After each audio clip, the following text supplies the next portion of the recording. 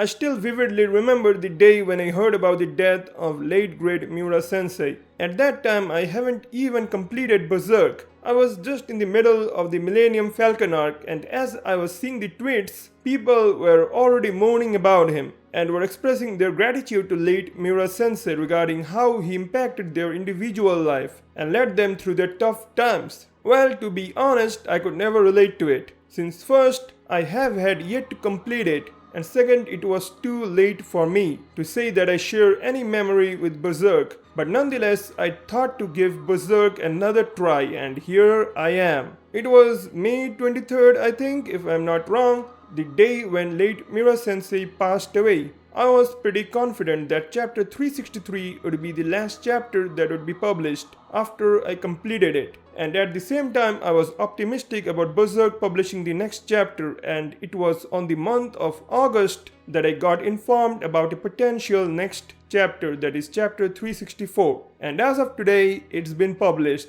Yes, you heard it right. You can still have a little bit more of late Kentaro Miura Sensei. Now coming to the discussion of the chapter itself. And if you aren't caught up to chapter 363, you might get spoiled, so there's the warning. So in the last chapter, we saw the appearance of the Moonlight Boy in the elf helm, as Guts was swinging his sword as usual. And in this chapter, it was a follow-up of the story from there on. The Moonlight Boy's presence in the Elf Helm was a thing of surprise for many, as not many can enter Elf Helm. And as Danan points out, that's due to the fact of him not harboring any evil intent. And since it was irrefutable that the Moonlight Boy disappeared by the morning, and so there was the explanation regarding how he was able to spend time with them for so long, which was caused by the certain time difference in the astral world. Yeah, and also Shirkei was embarrassed regarding how she thought the Moonlight Boy was actually Danan, but was proved wrong. But that wasn't the highlight, since the point worth noting is regarding that of Casca's character.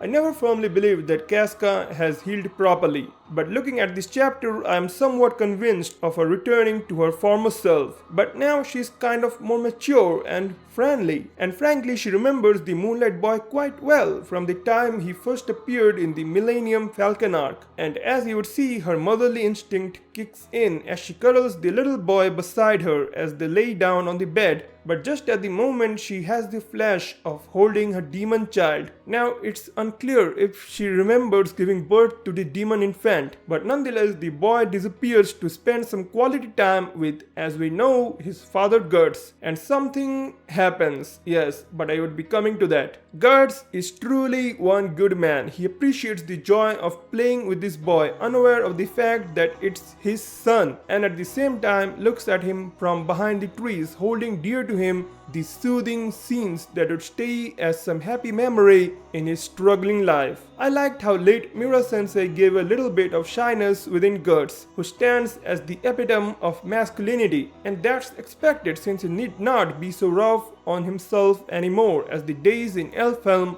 did bring nothing but immense joy to him. These little moments of quality time that the Moonlight Boy spends with Guts and Casca playing around does really seem out of the world, and it's indeed so. But just as the moment was all happy and joyful, Guts sees the ominous Griffith within the Moonlight Boy. Man, do people really hate Griffith to such a level that they can't withstand him in any frame? And for them, is it a disappointment that the final chapter of Berserk Manga probably ended with the panel of Griffith? If that's so, I have no words for you all. Anyways, as Griffith says, the warmth he received as a child is just all a dream for him, and as he wakes up, only vague sense of longing remains. Now to remind you, Griffith did reincarnate in the demon infant as a vessel, and as I can imagine, the consciousness within the boy somewhat impacted Griffith for the better, I suppose. The way a drop of tear flows down his face shows his regret and lack of human relationships in his life. He seems to be bounded by his false persona, which once he embraced but now is no longer of any value to him. This scene was quite reminiscent to what Griffith had dreamed during the eclipse, of him having family with his wife Casca and son Guts, except this time the roles have reversed. The tear running down through Griffith's one eye